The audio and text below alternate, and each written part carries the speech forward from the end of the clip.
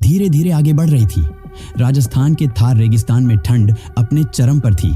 उसी रेतीले रेगिस्तान के बीच भारत पाकिस्तान सीमा पर स्थित लोंगेवाला पोस्ट पर उस वक्त एक अजीब सी खामोशी छाई हुई थी। उसी खामोश माहौल में एक बंकर के बाहर खड़े थे भारतीय सेना के जवान कमांडर कुलदीप सिंह चांदपुरी। मोटी जैकेट पहने, सिर पर टोपी लगाए, हाथ में दूरबीन लिए वे सीमा की ओर लगातार नजरें जमाए हुए थे। बाहर सब कुछ शांत लग रहा था, लेकिन उनके मन में बेचैनी साफ दिखाई दे रही थी। पिछले कई दिनों से हालात सामान्य नहीं थे। सीमा के उस पार पाकिस्तानी सेना की गतिविधियां बढ़ गई थीं। ट्रकों की आवाजें, सैनिकों की आवाजाही और टैंकों की हलचल लगातार देखी जा रही थी।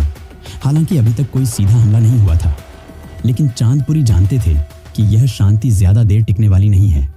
तभी अचानक उन्हें पैरों के नीचे हल्का सा कंपन महसूस हुआ। पहले तो उन्होंने सोचा कि शायद ठंड की वजह से शरीर कांप रहा है, लेकिन कुछ सेकंड बाद वह कंपन फिर से महसूस हुआ। अब यह साफ था कि यह कोई सामान्य बात नहीं थी। उन्होंने तुरंत झुककर अपना कान रेत पर लगाया और ध्यान से सुनने लगे। रेत के नीचे से आ रही वह गूंज किसी भूकंप की नहीं थी, बल्कि भारी मशीनों के चलने की आवाज थी। ये टैंकों की आवाज थी। चांदपुरी तुरंत खड़े हुए और अपनी दूरबीन उठाकर सीमा की तरफ देखने लगे। अंधेरे में पहले कुछ साफ दिखाई नहीं दिया, लेकिन थोड़ी देर बाद रेत के गुब्बार के बीच कुछ काली परछाइयां उभरने लगी। जैसे जैसे वे परछाइयां पास आती गईं, वैसे वैसे साफ होता गया कि ये भारी टैंक हैं, दर्जनों टैंक।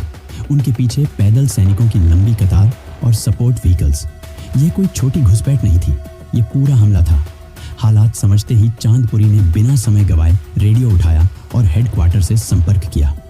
उनकी आवाज में घबराहट नहीं थी, लेकिन गंभीरता साफ झलक रही थी। उन्होंने बताया कि दुश्मन बड़ी संख्या में टैंकों और सैनिकों के साथ आगे बढ़ रहा है और तुरंत सहायता की जरूरत है। कुछ ही देर बाद जवाब आया। मुख्यालय के पास इस वक्त भेजने के लिए न तो अतिरिक्त सैनिक थे और न ही टैंक। वायुसेना के हंटर विमान, लेकिन वे रात में उड़ान ही भर सकते थे। उन्हें सुबह तक इंतजार करना होगा। हेडक्वार्टर से साफ कहा गया कि उनके पास दो ही रास्ते हैं, या तो वो पोस्ट छोड़कर पीछे हट जाएं या फिर सुबह तक अपनी स्थिति पर टिके रहें। यह सुनकर चांदपुरी कुछ पलों के लिए चुप हो गए। उनके सामने एक बेहद मुश्किल फैसला था। उनके पास सिर्फ 120 जवान थे। भारी हथियारों के नाम पर सिर्फ 2 आरसीएल गन थी और सामने थी हजारों की दुश्मन सेना, दर्जनों टैंक और पूरी तैयारी। तर्क कहता था कि पीछे हट जाना चाहिए। इतने कम संसाधनों के साथ इतनी बड़ी ताकत से लड़ना जानबूझकर खुद को मौत के मुंह में धकेलने जैसा था। लेकिन अगर वे पीछे हट जाते तो दुश्मन को खुला रास्ता मिल जाता। जैसलमेर, जोधपुर और पश्चिमी राजस्थान खतरे में पड़ जाता। देश की सीमा कमजोर हो जाती। यही सोचकर चांदपुरी ने मन ही मन फैसला कर लिया कि चाहे कुछ भी हो जाए, वे इस पोस्ट को नहीं छोड़ेंगे। उन्होंने तुरंत अपने अफसरों और जवानों को बुलाया। सब बंकर के पास इकट्ठा हुए। चांदपुरी ने शांत लेकिन मजबूत आवाज में कहा कि दुश्मन हमसे कई गुना ज्यादा है। हालात बहुत खराब हैं। हमारे पास पीछे हटने का आदेश भी है। अगर कोई जाना चाहता है तो अभी जा सकता है, कोई उसे कायर नहीं कहेगा। लेकिन अगर हम आज पीछे हटे तो कल दुश्मन हमारे शहरों में होगा। मैं यहां से एक भी पीछे नहीं हटूंगा। उनकी बातें सुनकर वहां मौजूद जवान चुप थे। किसी ने नारा नहीं लगाया, किसी ने शोर नहीं मचाया, लेकिन एक एक करके सबने अपनी राइफलों की सेफ्टी खोल दी। ये चुप्पी खुद बता रही थी कि उस रात कोई भी पीछे हटने वाला नहीं था। इसके बाद चांदपुरी ने अपनी पहली चाल चली। उन्होंने पोस्ट के चारों तरफ कांटेदार तार बिछाने का आदेश दिया। यह कोई असली सुरक्षा व्यवस्था नहीं थी। वहां कोई माइंस नहीं थी। यह सिर्फ एक धोखा था, एक चाल, जिससे दुश्मन को लगे कि यह इलाका बारूदी सुरंगों से भरा हुआ है। साथ ही उन्होंने अपनी 2 आरसीएल गन वाली जीपों को रेत के ऊंचे टीलों के पीछे छिपा दिया। जवानों को साफ निर्देश दिए गए कि एक गोली चलाओ और तुरंत जगह बदलो, ताकि दुश्मन को हमारी सही स्थिति का पता ना चल सके। इसी बीच पोस्ट से कुछ किलोमीटर दूर सेकंड लेफ्टिनेंट धर्मवीर अपनी पेट्रोलिंग टीम के साथ गश्त कर रहे थे। अचानक हवा का रुख बदला और उन्हें डीजल की तेज गंध महसूस हुई। अनुभवी सैनिक होने के नाते वे तुरंत समझ गए कि कुछ गड़बड़ है। उन्होंने बिना देर किए रेडियो पर सूचना भेज दी कि टैंकों की आवाज आ रही है। ये संदेश मिलते ही चांदपुरी पूरी तरह सतर्क हो गए। अब किसी भी तरह का शक बाकी नहीं था। दुश्मन हमला करने आ चुका था। रात के करीब 2:30 बजे पाकिस्तानी टैंक पोस्ट के बेहद करीब आ चुके थे। उनके हेडलाइट्स अब साफ दिखाई दे रहे थे। उन्हें पूरा भरोसा था कि सामने कोई मजबूत रक्षा नहीं है। उनके लिए यह बस एक छोटा सा स्टॉप था, जिसके बाद वे सीधे जैसलमेर की ओर बढ़ सकते थे। लेकिन उन्हें यह अंदाजा नहीं था कि सामने सिर्फ 120 जवान नहीं बल्कि 120 फौलादी इरादे खड़े हैं। जैसे ही पहले टैंक ने कांटेदार तार देखे, वह रुक गया। उसके पीछे बाकी टैंक भी रुक गए। उनके कमांडरों को लगा कि यहाँ जरूर माइंस बिछी होंगी। उन्होंने इंजीनियर टीम बुला ली और माइंस हटाने का काम शुरू कर दिया। अगले 2 घंटे वे उसी काम में लगे रहे, जबकि वहां कोई माइंस थी ही नहीं, और यही 2 घंटे बाद में इतिहास बदलने वाले थे।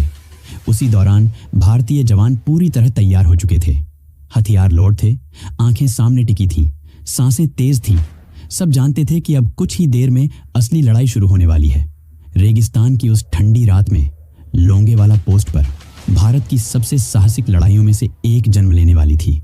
रात के करीब 2:30 बज चुके थे। थार रेगिस्तान की ठंडी हवा अब और तेज हो गई थी।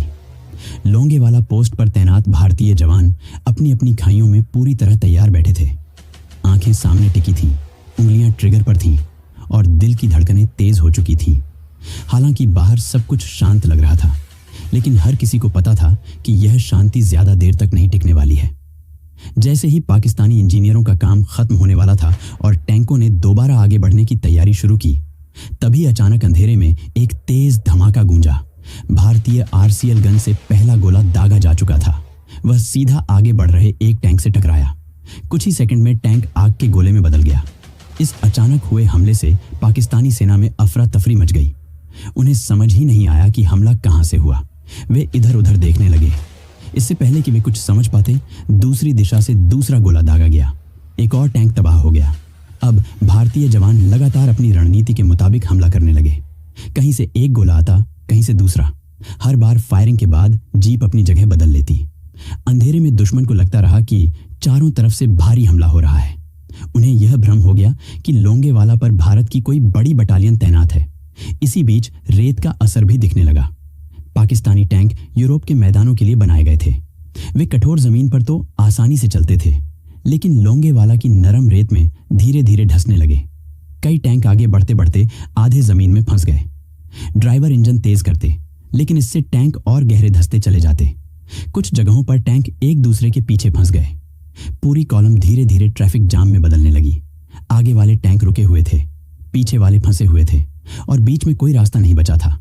पाकिस्तानी कमांडर बार बार अपने सैनिकों को आगे बढ़ने का आदेश दे रहे थे, लेकिन हालात उनके काबू से बाहर होते जा रहे थे। ऊपर से भारतीय फायरिंग लगातार जारी थी। हर कुछ मिनट में कोई न कोई टैंक निशाना बन रहा था। रात अब अपने आखिरी पहर में पहुंच चुकी थी। पूर्व दिशा में हल्की हल्की नीली रोशनी दिखने लगी थी। सूरज निकलने में अब सिर्फ कुछ घंटे बाकी थे। भारतीय जवान पूरी तरह थक चुके थे। कई घंटों से लगातार तनाव में बैठे थे। कुछ के हाथ सुन्न पड़ चुके थे। गोलियां भी कम होने लगी थीं, मगर इसके बावजूद किसी ने हार नहीं मानी। सब जानते थे कि अब बस थोड़ी देर और टिकना है। अगर सुबह हो गई तो हालात बदल जाएंगे। दूसरी तरफ पाकिस्तानी सेना के लिए हालात और खराब होते जा रहे थे। उनके पास अब भी हजारों पैदल सैनिक थे, लेकिन टैंकों के फंस जाने और लगातार हमलों की वजह से वे उन्हें सही तरीके से इस्तेमाल नहीं कर पा रहे थे। वे बार बार पोस्ट को घेरने की कोशिश करते, लेकिन हर बार भारतीय फायरिंग उन्हें रोक देती। सुबह होने से पहले दोनों तरफ से कई बार छोटे मोटे हमले हुए। ग्रेनेड फेंके गए, मशीनगनें चली, लेकिन कोई भी निर्णायक बढ़त नहीं बना सका। अब पूरी लड़ाई एक ही सवाल पर टिकी थी, क्या भारतीय वायुसेना समय पर पहुंच पाएगी? लोंगेवाला पोस्ट पर बैठे भारतीय जवानों के लिए यह सबसे कठिन वक्त था। पूरी रात बिना सोए, बिना ठीक से खाए पिए, लगातार दुश्मन का सामना करते हुए वे अब पूरी तरह थक चुके थे। कई जवानों की आंखें लाल हो चुकी थीं, हाथ कांपने लगे थे और शरीर जवाब देने लगा था। लेकिन इसके बावजूद कोई भी अपनी पोस्ट छोड़ने को तैयार नहीं था, क्योंकि सब जानते थे कि अब बस कुछ घंटे और टिकना है। मगर हालात बेहद नाजुक हो चुके थे। गोलियां तेजी से खत्म हो रही थीं। कई जवानों के पास अब सीमित कारतूस ही बचे थे। कुछ हथियारों में तकनीकी खराबी आने लगी थी। कई बंकर टूट चुके थे। ऊपर से पाकिस्तानी पैदल सेना धीरे धीरे आखिरी हमले की तैयारी कर रही थी। उनके कमांडर बार बार रेडियो पर आदेश दे रहे थे कि किसी भी तरह पोस्ट पर कब्जा करना है, क्योंकि उन्हें लग रहा था कि भारतीय जवान अब ज्यादा देर तक नहीं टिक पाएंगे। इधर मेजर चांदपुरी लगातार रेडियो पर संपर्क बनाए हुए थे। वे हर पल हेडक्वार्टर से एयर सपोर्ट की खबर का इंतजार कर रहे थे। बार बार वही सवाल उनके मन में घूम रहा था, क्या समय पर मदद पहुंचेगी या नहीं? अगर विमान देर हो गए तो हालात पूरी तरह पलट सकते थे। उसी समय जैसलमेर एयरबेस पर एक अलग ही माहौल था। पूरी रात वहां हलचल बनी हुई थी। रनवे पर भारतीय वायुसेना के हंटर विमान तैयार खड़े थे।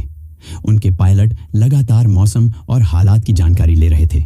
वे जानते थे कि लोंगेवाला पर तैनात जवानों की जिंदगी अब उनके फैसले और टाइमिंग पर टिकी हुई है। जैसे ही सूरज की पहली किरण आसमान पर दिखाई दी, उड़ान की अनुमति मिल गई। बिना एक पल गवाए 2 हंटर जेट रनवे पर दौड़ पड़े और कुछ ही सेकंड में हवा में उठ गए। उनके पीछे पीछे और विमान भी तैयार होने लगे। इन विमानों के पास न तो आधुनिक रडार था और न ही सटीक नेविगेशन सिस्टम। पायलटों को सिर्फ अपनी आंखों और अनुभव के भरोसे उड़ान भरनी थी। उन्हें दुश्मन को खुद ढूंढना था। कुछ ही देर में हंटर जेट्स लोंगेवाला के ऊपर पहुंच चुके थे। नीचे का दृश्य देखकर पायलट भी हैरान रह गए। दर्जनों पाकिस्तानी टैंक नरम रेत में फंसे हुए थे। कई टैंक आधे जमीन में धंसे थे। कुछ एक दूसरे से टकराकर जाम में फंसे हुए थे। न वे आगे जा सकते थे न पीछे हट सकते थे। वे बिल्कुल खुले मैदान में खड़े थे। सैन्य भाषा में ऐसे लक्ष्य को कहा जाता है सिटिंग डक्स, यानी बैठे हुए शिकार। सुबह करीब 7:30 बजे पहला हमला शुरू हुआ। हंटर जेट ने नीचे झुककर अपने 30 mm कैनन से फायरिंग शुरू कर दी। कुछ ही सेकंड में गोलियों की बौछार टैंकों पर गिरने लगी। इसके तुरंत बाद रॉकेट दागे गए। पहला टैंक आग के गोले में बदल गया, उसके बाद दूसरा, फिर तीसरा। रेगिस्तान में चारों तरफ धमाके गूंजने लगे। काला धुआं आसमान में उठने लगा। जैसे ही एक टैंक फटता, उसका धुआं बाकी टैंकों की जगह बता देता, जिससे पायलटों को अगला निशाना चुनना और आसान हो जाता। हंटर जेट्स एक के बाद एक हमला करते रहे। एक विमान हमला करके वापस लौटता, दूसरा तुरंत उसकी जगह ले लेता। यह सिलसिला लगातार कई घंटों तक चलता रहा। नीचे मौजूद पाकिस्तानी सैनिकों को संभलने तक का मौका नहीं मिला। कुछ टैंक चालक अपनी जान बचाने के लिए टैंक छोड़कर भागने लगे। कुछ इधर उधर छिपने की कोशिश करने लगे, लेकिन खुले रेगिस्तान में छिपने की कोई जगह नहीं थी।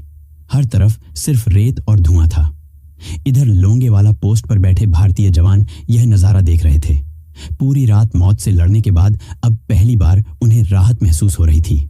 जैसे ही उन्होंने आसमान में भारतीय विमान देखे, कई जवानों की आंखों में आंसू आ गए। उन्हें यकीन हो गया कि अब वे बच गए हैं। भारतीय वायुसेना के हमलों ने पाकिस्तानी टैंक रेजिमेंट की कमर तोड़ दी। दोपहर तक दर्जनों टैंक जलकर कबाड़ बन चुके थे। गोला बारूद के ट्रक फट चुके थे। सप्लाई लाइन पूरी तरह टूट चुकी थी। अब पाकिस्तानी कमांडरों को समझ आ चुका था कि यह लड़ाई वे हार चुके हैं। आगे बढ़ने का कोई रास्ता नहीं बचा था। पीछे हटने पर भी भारतीय विमान हमला कर रहे थे। धीरे धीरे उन्होंने अपने बचे हुए सैनिकों को पीछे हटने का आदेश देना शुरू कर दिया। शाम होते होते पूरा इलाका शांत होने लगा। अब कहीं से भारी गोलीबारी नहीं हो रही थी। सिर्फ कभी कभी दूर से इक्का दुक्का आवाज सुनाई देती थी। युद्ध लगभग खत्म हो चुका था। जब मेजर चांदपुरी ने अपने जवानों को बंकरों से बाहर आने का आदेश दिया, तब सबके सामने एक भयानक दृश्य था। चारों तरफ जले हुए टैंक, टूटे वाहन, बिखरे हथियार और बारूद के ढेर पड़े थे। पूरी जमीन काली पड़ चुकी थी। हवा में अब भी जलते ईंधन की गंध थी। लेकिन इसी तबाही के बीच एक बात साफ थी, लोंगेवाला पोस्ट अब भी भारत के हाथ में थी। एक भी जवान ने मोर्चा नहीं छोड़ा था। 120 जवानों ने हजारों की सेना को रोक दिया था। मेजर चांदपुरी अपने जवानों के बीच खड़े थे। वे थके हुए थे। उनकी वर्दी धूल और पसीने से भरी हुई थी, लेकिन उनकी आंखों में संतोष था। उन्होंने अपने साथियों की तरफ देखा, जिनमें से कई घायल थे, कई अपने शहीद दोस्तों को याद कर रहे थे, लेकिन सबके चेहरे पर गर्व था।